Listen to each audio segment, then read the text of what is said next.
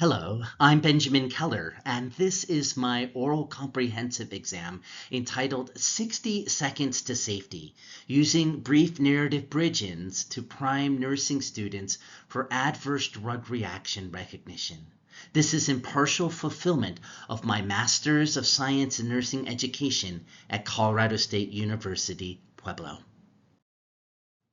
I want to start with a story. Susan is a newly licensed nurse working in an understaffed skilled nursing facility. During a busy shift, an aide reports that Mr. Smith, a brand new admission, has a heart rate of 125 beats per minute. His medical record is incomplete, and the provider gives a verbal order for propranolol. Susan administers the medication. 20 minutes later, Susan finds him clutching his chest, struggling to breathe, and his oxygen saturation has fallen to 83%.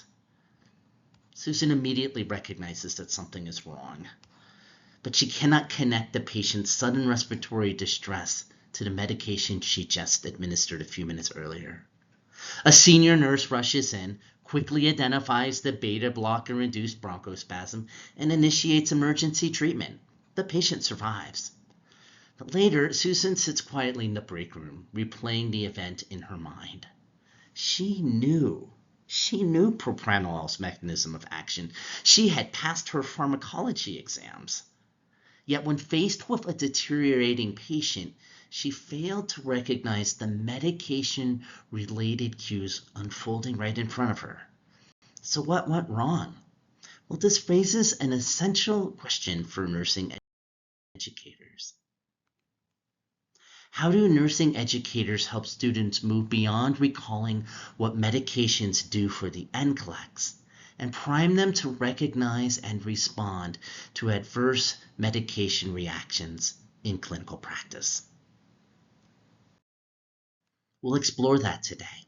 We'll also explore the significance of this problem, the case study with a novice nurse educator named Professor Pat, the PSCOT question, the NLN core competencies, AACN essentials, the ANA ethical considerations. We're going to look at some contemporary research, theoretical foundations, as well as some teaching practice guidelines. We're going to look at ethical, technical, and safety considerations, revisit our case study with some methods and results, explore some gaps in leadership, and look for educator and leadership implications. And finally, we'll summarize this and take a look at our references today. Let's explore the significance of this problem. Medication errors and adverse drug reactions remain major patient safety concerns. Pharmacology is overwhelming, and it can impair student self-efficacy and knowledge retention the way it's currently designed. New graduates often struggle to recognize medication-related cues and translate that pharmacology knowledge into clinical practice. One study showed that 75% of medication errors can be attributed to novice nurses. Traditional lectures support knowledge acquisition, but provide limited opportunity for clinical or contextual application. And finally, clinical judgment begins with noticing cues. So let's take a look at a case study for Professor Pat. Professor Pat is a novice nurse educator. He's a new adjunct pharmacology instructor hired at Nurse Susan's alma mater. He's never taught before, and he wants to increase patient safety and equip his students for clinical success following graduation. He starts in just 2 weeks and works full-time in a clinical setting as a nurse. He's inherited a dense, lecture-heavy course with a high failure rate and low student self-confidence or self-efficacy. He's got no time for curricular redesign. His goal? To improve ADR cue recognition, self-efficacy, and knowledge retention without significant curriculum redesign. So what evidence-based strategy can Pat implement immediately? We'll explore that today. And this brings us to our PSCOT question.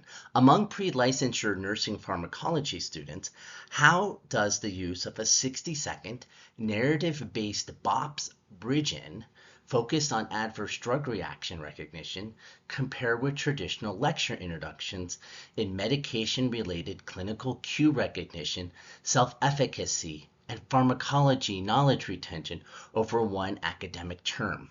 We'll break that down. As a novice nurse educator, Professor Pat recognizes that his responsibility extends beyond simply chalk and talk, beyond delivering pharmacology content. The NLN core competencies call nurse educators to facilitate learning, promote learner development through assessment and feedback, and encourage and engage in evidence-based educational practices, among others. Similarly, the AACN Essentials emphasizes clinical judgment, patient safety, and evidence-informed nursing and educational practices. And finally, the ANA Code of Ethics encourages practicing and teaching with compassion while promoting the emotional and physical health and safety of our patients and students and advancing the nursing profession through scholarly inquiry. Motivated by these professional expectations for nursing educators, Pat began searching for practical strategies to help his students recognize adverse drug reactions, build their self-confidence, and retain essential pharmacology knowledge in order to enhance their clinical judgment and provide safer patient care. Pat starts his literature review with Kershit et al. It's a 2023 study. This study examined 75 different studies involving almost 12,000 pharmacology students across multiple majors that included nursing, medicine, dentistry, and pharmacy programs to identify the major and key challenges in pharmacology education. It's a realist review which helps to draw practical conclusions from large data sets. They found some key challenges. Number one, pharmacology is the difficult subject. It's true. That traditional methods like lecture limit opportunities for knowledge integration and clinical application, and that interactive learning, enjoyment, and motivation optimized students' cognitive load. And many successful educational strategies utilized scaffolding or constructivist learning or approaches to help students overcome these challenges. And they noted that optimizing cognitive load helped with educational impact and positive outcomes. So Professor Pat decides to use a narrative-based approach aimed at cognitive cueing to help his students recognize those adverse drug reactions. However, there are limited high-yield studies on narrative hooks in pharmacology education. So Pat initially explores case-based learning, which shares some of these features. Chen et al. In 2025 is a level 1 systematic review with a meta-analysis. They examined 11 studies representing medical and pharmacy undergraduates and compared case-based learning to lecture-based learning. And they found that case-based learning yields significantly higher exam performance, enhanced communication and collaboration skills, enhanced clinical practice skills, and overall higher class and student satisfaction. The students, or rather the authors, recommended the integration of real-world clinical cases, contextualization, to help bridge that theory and practice gap. And this in turn leads to better outcomes than lecture-based learning alone. So that begs an important question. Why not use case-based learning if it's better than lecture-based learning? Well, that's a good question, and one answer can be partially found in Maia et al. 2023. This was a level 1 systematic review of meta-analysis that examined 41 studies representing 7,667 medical undergraduate students on their academic performance.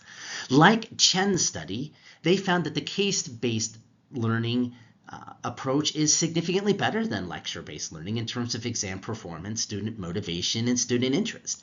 However, they also found that case-based learning increases instructor burden and significantly, and it is not significantly better than other time-consuming and time-intensive methods, be it sim, problem-based learning, team-based learning, or the like.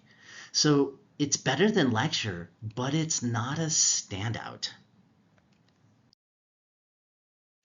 Postulating that case-based learning is effective at bridging the theory to practice gap because of contextualization and clinical narratives, Professor Pat wants to use a brief case study to help his students recognize adverse drug reactions, and he explores the BOPPPS method, which uses a narrative hook or a bridge-in to set up the rest of the teaching session.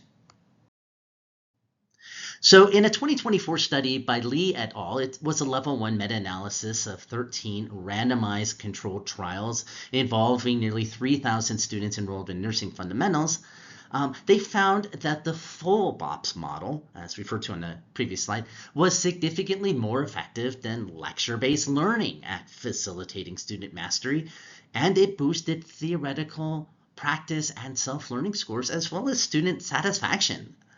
The BOPPPS method was shown to provide students with a structured, systematic learning process that enhanced their analytical problem-solving skills and aptitude while creating a seamless transition from theory to practice. It sounds like we're on the right track here. Zhu et al. In 2025, they conducted a level 1 systematic review and meta-analysis of 16 studies involving more than 2,300 health education students. And these researchers found that the full BOPPPS model showed significant improvement over lecture-based learning at boosting final exam scores, student satisfaction, classroom interaction, learning initiative, clinical thinking ability, and learning. This model also provided students with a clear roadmap and a cognitive structure to aid in schema production and reduce the cognitive load that they experienced compared to lecture-based learning. However, and this is a big however, it still takes time to modify a curriculum for the full BOPPPS model. It's not as much as problem-based learning or case-based learning, but it's time that Professor Pat doesn't have as a new adjunct faculty member starting in a couple weeks. So he wonders what would happen if he simply borrowed the narrative bridge-in concept as an easy-to-deploy micro-intervention instructional strategy.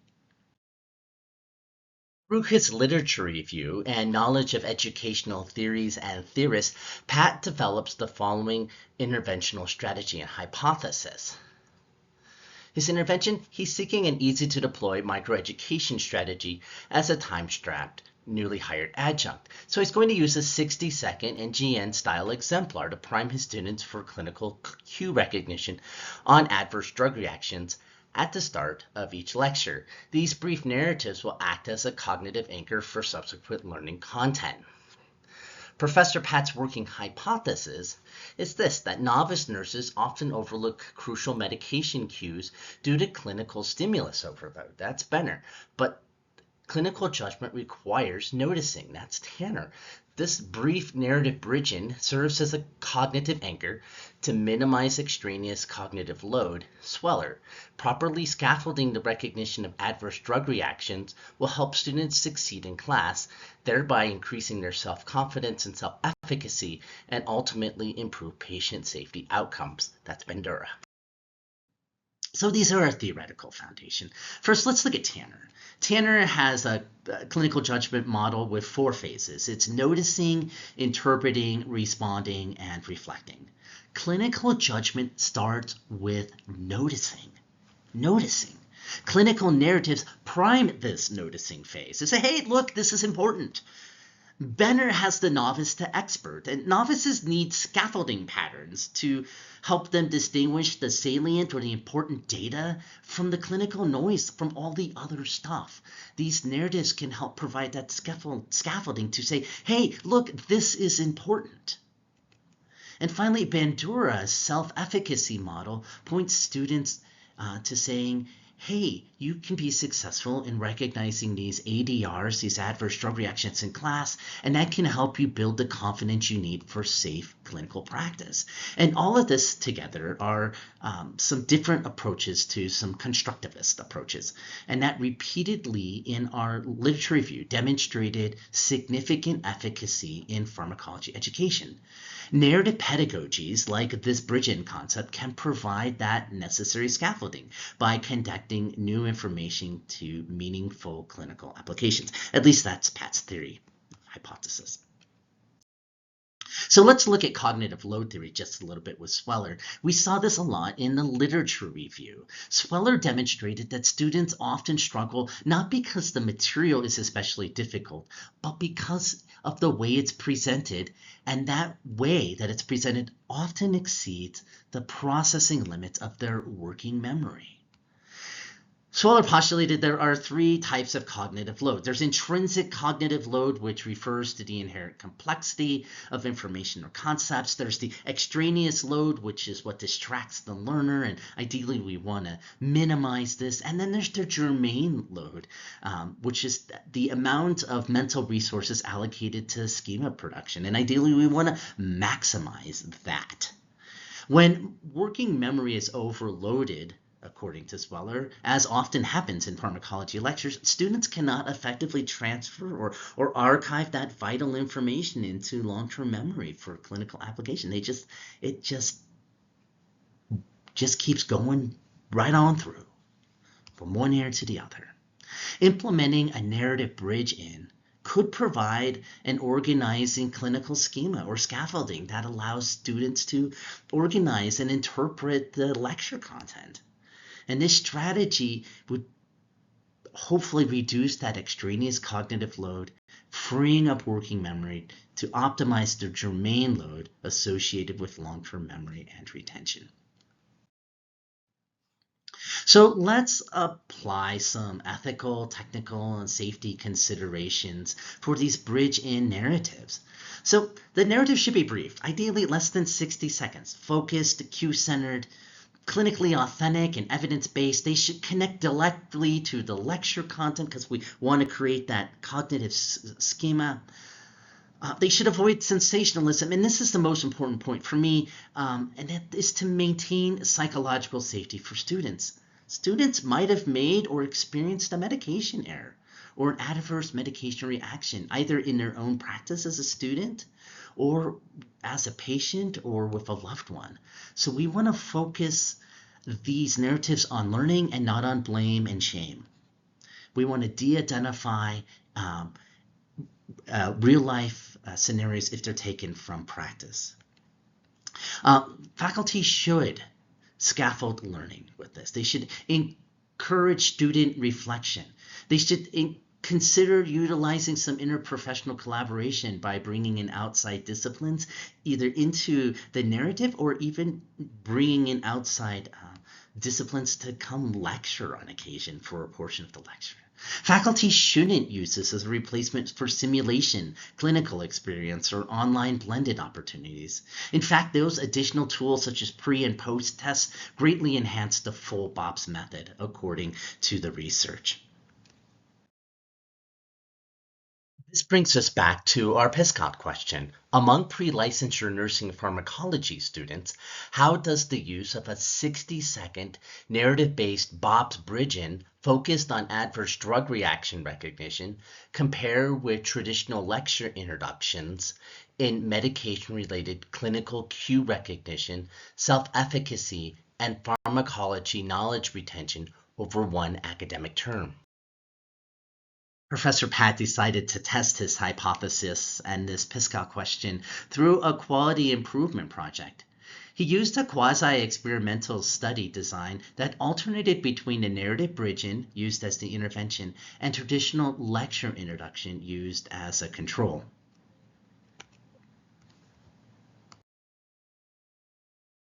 Professor Pat compared the test performance on learning retention on content from adverse drug reactions from the lectures that he started with a narrative bridge-in, the intervention, and the lectures he started without, his control.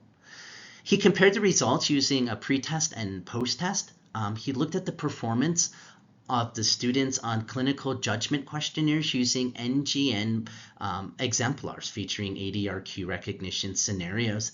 And he also measured their student self-efficacy using the student self-efficacy scale by Robotham and Schmitz 2023. And he expanded that to include 5 questions that were related to confidence in pharmacology.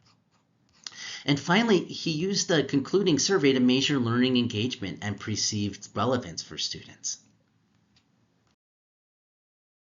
Professor Pat's study yielded some interesting results. In terms of clinical judgment, his students scored significantly higher in NGN-style judgment cases involving adverse drug reactions compared to their baseline.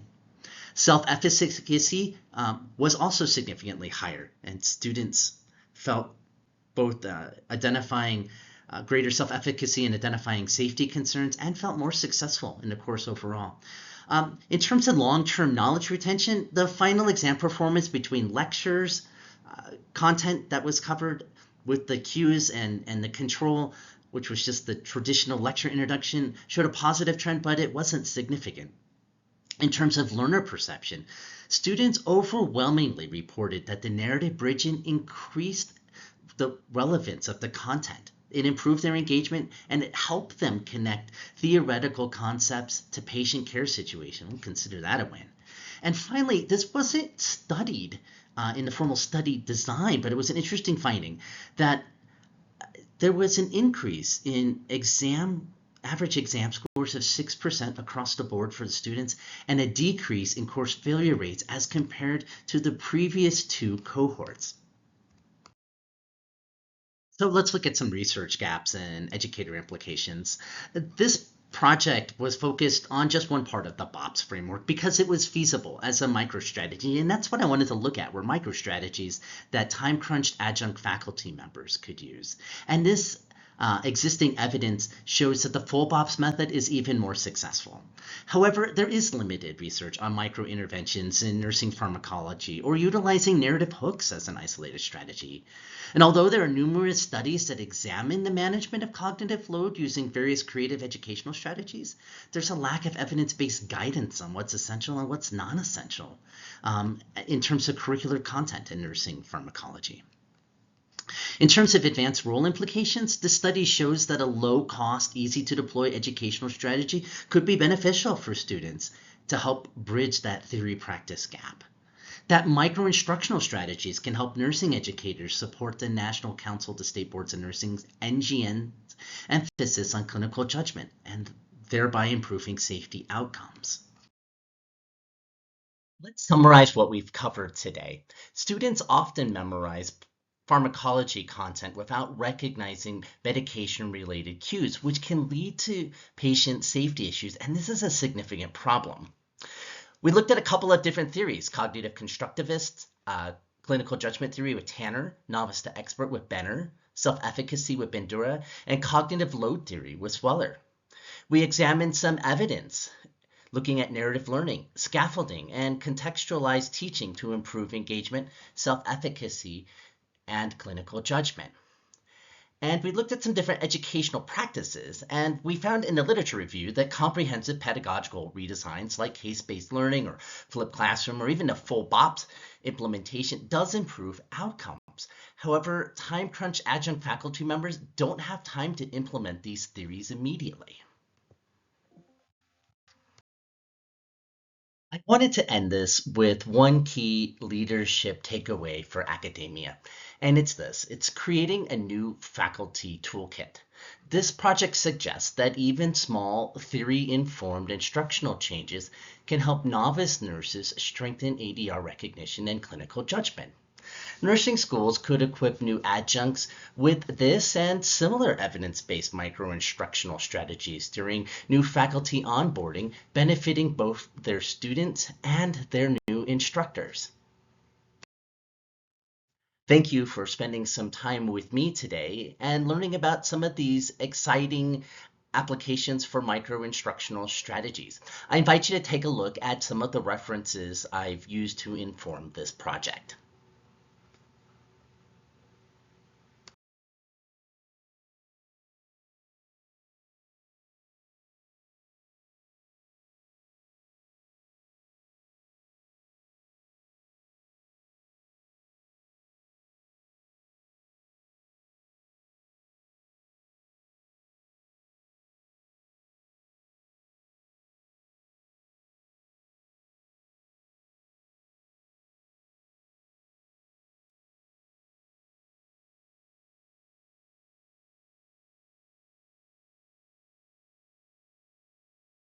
Thank you. And if you have questions or would like to share your experiences or ideas on other potential low cost, low time burden micro instructional strategies for nursing educators, please get in touch with me. My contact information is on the screen. Thanks for your time today.